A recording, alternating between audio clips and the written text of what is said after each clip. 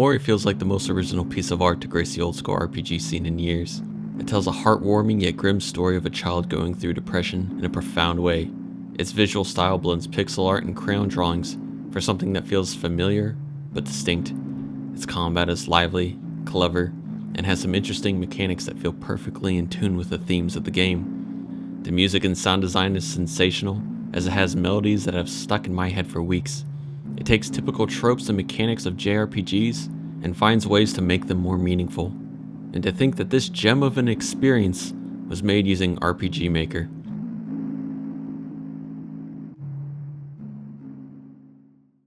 Omori's opening first hours are a bit of a mystery as to what's going on. You go from being trapped in an endless repeating white space, to then traversing through a childhood dreamland. The main character is plagued by several phobias that serve as gateways to exploring new areas, and the way you overcome them is so enveloping, as they all tie in with the story in such a poetic way. The visuals in this game are gorgeous for a retro-styled RPG. Every location is brimming with little details, and the sprite work on the various NPCs you come across are often very funny. But certainly the icing on this 8-bit cake are the hand-drawn characters and cutscenes illustrated in crayons. The way both of these mediums have been so beautifully combined creates an immersive adolescent wonderland brimming with surprises. The bulk of the game will be following your party as they journey through an imaginary land and get into battles. The NPCs are often hilarious, and it made me eager to run up and talk to everyone I came across. Similar to the early Breath of Fire titles, there are also obstacles that require you to swap out who is the leader in your party to proceed. I especially loved how every way a character could help you traverse directly played into their individual personalities. I also loved the fun pictures that would pop up when swapping them around. The world of Omori constantly charmed me as I continued to discover various locations that never felt mundane or part of some overdone RPG tropes. It's filled with dungeons, fun puzzles, and side quests along the way. One unique aspect I didn't expect to love yet even think about much is the game's fast travel. Now you eventually do unlock fast travel, which is helpful, and the means of your fast travel is also pretty funny, so I really don't want to spoil anything. But what stood out to me is there's one area where you can't use fast travel, and you must travel by foot every time you visit. But instead of being an annoyance, the necessity of having to travel to this area by foot became an immersive little journey I enjoyed, if only taking but a couple minutes to arrive. Also, the reasoning of why you can't fast travel here made total sense in a canonical kind of way, so I can't complain. I wish more games had aspects like this. I will say there were some times in the game I got confused with my current objective and got lost in a classic sort of NES way, and there isn't any way to chat with party members as a way to get back on track. That might be my only complaint for the entire game. While exploring the world, you will see enemies running around that triggers a battle if you bump into them.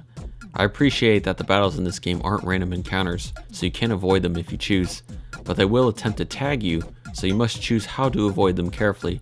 How enjoyable the battles are in this game really highlights the finer qualities of a turn-based battle system, and Omori has a very unique spin on it. It's reminiscent of the old classic Earthbound, but far more palatable for a modern game. It was how good the battle system looks as to why I would never guess it was an RPG Maker game, as it goes to being an entirely crayon-drawn experience that never stopped looking great. From the moment I cast the first spell and saw pages flipping in front of Omori, I was in love. Battles are full of fun animations that flow perfectly with the pace of the fight, and have so much personality to them.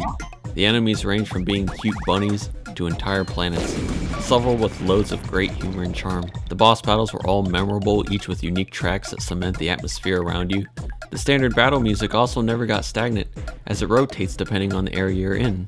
And as great as the production value certainly is, it's the mechanics where the combat really shines.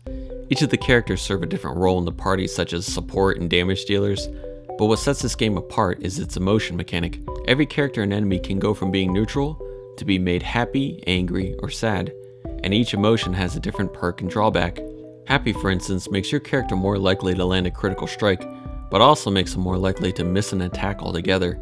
Additionally, some spells will have bonus effects if you cast it with a corresponding emotion. Using emotions is also a great way to take advantage in battle, and there are also some enemies that won't take any damage whatsoever unless you get them in a specific mood to make them vulnerable. The difficulty in this game isn't very steep, but also not a complete pushover at the same time. There were a few genuine times that I died at a boss fight, and I love that the game had bested me. Aside from the emotion mechanic, there is also a clever revenge meter that feels like an intelligent evolution of the limit breaks found in Final Fantasy VII. As your characters take damage, it builds up to a meter in the center of the screen. With this meter, you can make your party take additional actions when it's their turn to fight.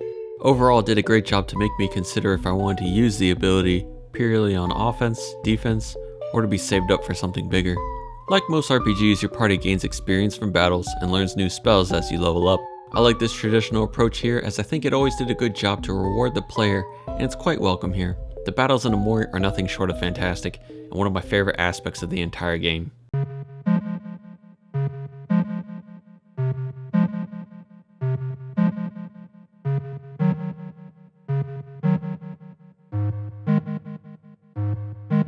Omori's story is definitely an emotional one, as it goes from super cheery, fun-filled scenarios to these nightmare segments that will make the hairs on the back of your neck stand up.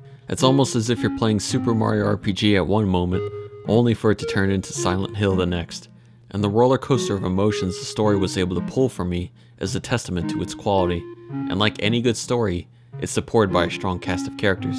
Every single one of them felt very fleshed out, and all of them endearing in their own way. Especially the main character's older sister. The fondness I grew for this character over the course of the game honestly made me feel what it's like to be the younger sibling growing up and having someone that special in your life. The story was unlike anything I experienced, and I feel it's very unlikely that anyone will go through this game and not be touched by it.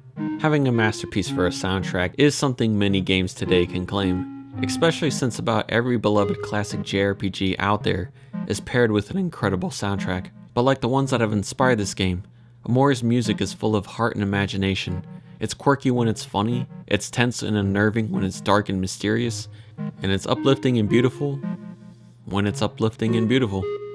These feats itself may not be uncommon when compared to the greatest games of its genre, but I can easily say it can sit beside the best soundtracks you ever listened to in an RPG.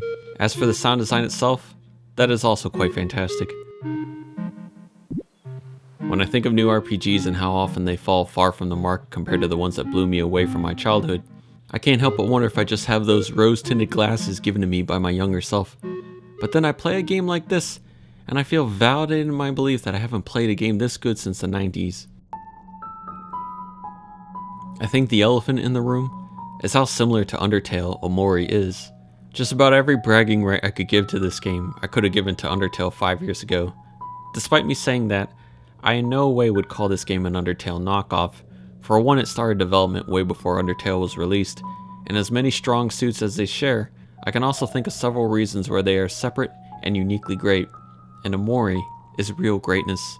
Through its satisfying exploration and the lovable cast of characters you will get to know while traveling through it, its sign-winding narrative or brilliant take on traditional turn-based combat, the fact it has such a moving soundtrack, and the delicious creepypasta moments.